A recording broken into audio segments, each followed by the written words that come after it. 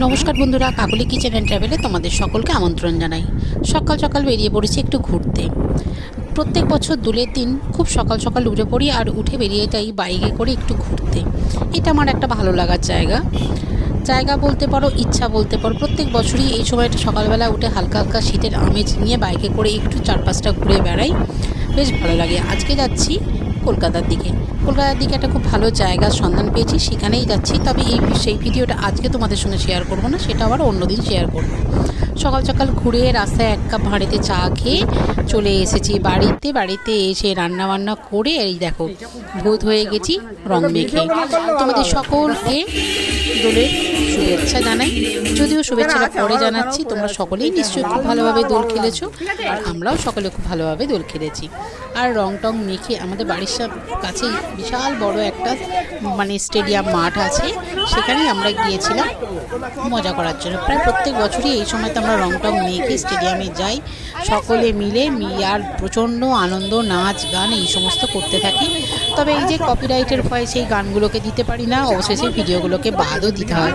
এত সুন্দর সুন্দর মুহূর্ত তোমাদের সঙ্গে শেয়ারও করতে পারি না, তখন খুব খারাপ লাগে। তো যাই হোক, ভীষণ আনন্দ, ভীষণ মজা করে বাড়ির বাচ্চা কচি কাচাদের নিয়ে ভাই দাদা বন্ধু সকলে মিলে কিন্তু দোল উৎসবটা আমরা খুব ভালোভাবেই পালন করি।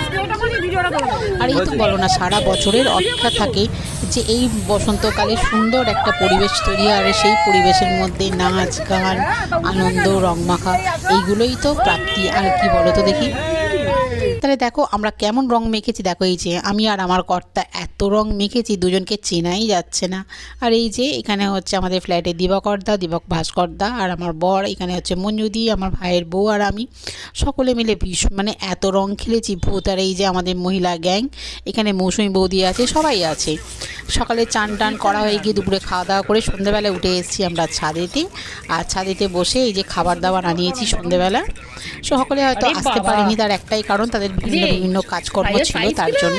আর আমরা কয়েকটা ফ্যামিলি এসেছি ছাদেতে। আর এই যে খাবার দাবার আনিয়েছি চিকেন রোল, আর তার সঙ্গে ছিল ফিশ ফ্রাই।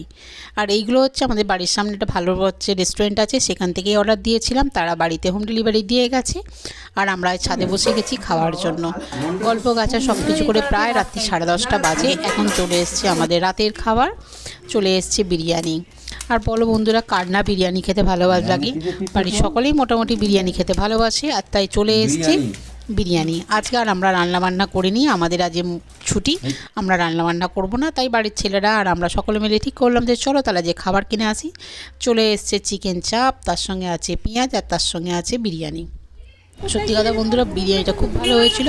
আর এই যে তারপরের দিন সকালবেলা মা যে দেখছো, আমার মা এটা গাড়িটাকে পুজো করছে, এটা নতুন গাড়ি আমার ভাই কিনেছে। আমার ভাই আর ভাইয়ের বউ, ওদের হচ্ছে প্রথম এই যে স্কুটি কিনলো। আমরা ভীষণ খুশি, ভীষণ আনন্দিত। আর আমাদের বাড়ির সব কিছুই কিন্তু এখন মা পুজো করে, গাড়িও তাই আমরা মাকে দিয়েই পুজো করিয়েছি। মায়ের থেকে আর কে ভালো আছে বলো তো দেখি, যে জীবনে ছেলে মেয়েদের আশীর্বাদ ভালো কামনা করতে পারে, তাই মায়ের কাছে মাকে দিয়েই পুজো করালাম। আর তারপরের দিনকে যেদিনকে গাড়ি কেনা হয়েছে সেই দিনকেই হচ্ছে সন্ধ্যেবেলা হয়েছে আমাদের চিকেন টিক্কা তন্দুরি। আর তার জন্য চলে এসেছি হচ্ছে আমার ভাইয়ের বাড়িতেই আছি। এবার হচ্ছে তন্দুরিগুলোকে বানাবো। বেশ অনেক চিকেন নিয়ে আসা হয়েছে, দারুণ মজা। যে অনেক দিন ধরেই ভাবছি যে চিকেন টিক্কা তন্দুরি বানাবো, কিন্তু সময় আর হচ্ছে না, আমার হচ্ছে তো ওর হচ্ছে না, এরকম একটা ব্যাপার। তা যাই হোক, আজকে সুযোগ পেয়েছি, যেহেতু দোল হোলি পরপর সব ছুটি ছিল, তাই বললাম চলো আজকেই করে নিই। তা চিকেনগুলোকে ধুয়ে পরিষ্কার করে নিয়েছি, আর করে নেওয়ার পরেতেই ওর মধ্যে দিয়ে দিয়েছি কিন্তু পাতিলেবু, বেশ কিছু পাতিলেবু কেটে রেখেছি, আর ওই পাতিলেবুগুলোকে দিয়ে দিচ্ছি। আর এদিকে আমার বড়মশাই বসে বসে এই যে ফোনে রয়েছে, আর দিয়ে দিচ্ছি বেশ কিছুটা আদা বাটা আর রসুন বাটা।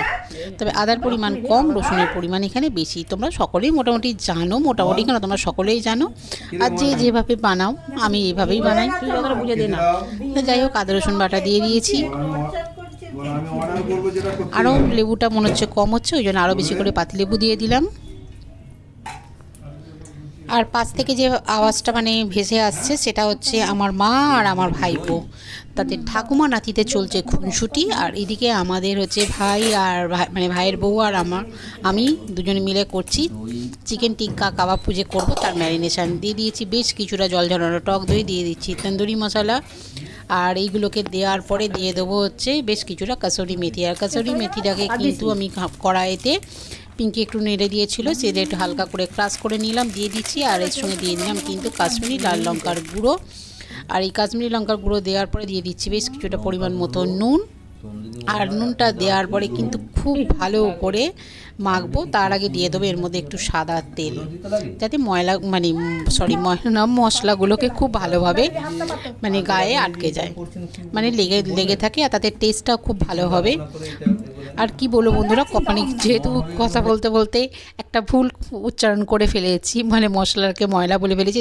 যাই হোক, তোমরা কিন্তু নিশ্চয়ই কিছু মনে করবে না, এটা হয়ে গেছে। যাই হোক, এটাকে আমি কিন্তু খুব ভালো করে মেখে 1 ঘন্টা মতো ম্যারিনেট করে রেখে দিয়েছিলাম। আর ম্যারিনেট করে রাখার পরে এদিকে চলে এসেছি কিন্তু উনুনে, আমি কিন্তু এটা টিক্কাটা বানাবো বলে, তার জন্য উনুন জ্বালিয়ে দিয়েছি। আর এই দেখো, এর মধ্যে জালের মধ্যে দিয়ে দিয়েছি কিন্তু চিকেনের টুকরোগুলোকে, আর কিন্তু আগুনে পুড়তে দিচ্ছি। সত্যি কথা বলতে কি এত ভালো গন্ধ আসছিল, এই যে আমাদের ননি, সেও কিন্তু এখানে এসে গেছে গন্ধের জন্য। সে তার পিপির সমস্ত রান্নাই নাকি তার খুব ভালো লাগে, সে নাকি খুব পছন্দ করে, তার জন্য সে রয়েছে এখানে। আর দেখো, চিকেন টিক্কাগুলো হচ্ছে, আর একটু একটু যেই পুড়ে যাচ্ছে এপাশ ওপাশ করে কিন্তু আমি একটু বাটার গলিয়ে রেখেছিলাম, দিয়ে দিচ্ছিলাম গায়েতে।